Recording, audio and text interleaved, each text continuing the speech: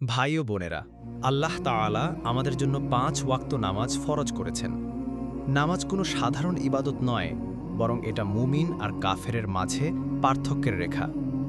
রাসূল সাল্লাল্লাহু আলাইহি ওয়াসাল্লাম বলেছেন, মানুষ আর কুফরের মাঝে যে জিনিসটি পার্থক্য তৈরি করে সেটি হলো নামাজ।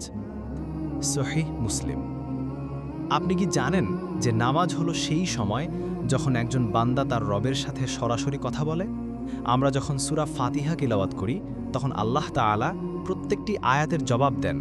ভাবুন তো, আল্লাহের মতো মহান রব আমাদের দোয়ার উত্তর দেন।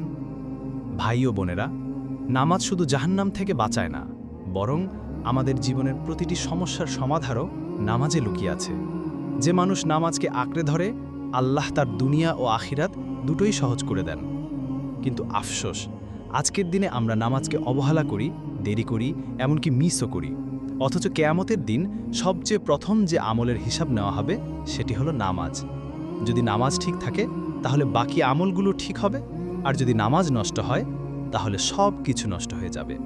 তাই আসুন আজ থেকেই নামাজের সাথে চুক্তি করি, কোনো অবস্থাতেই নামাজ ছাড়ব না, কারণ নামাজই হলো জান্নাতের চাবি। আল্লাহ হাফেজ।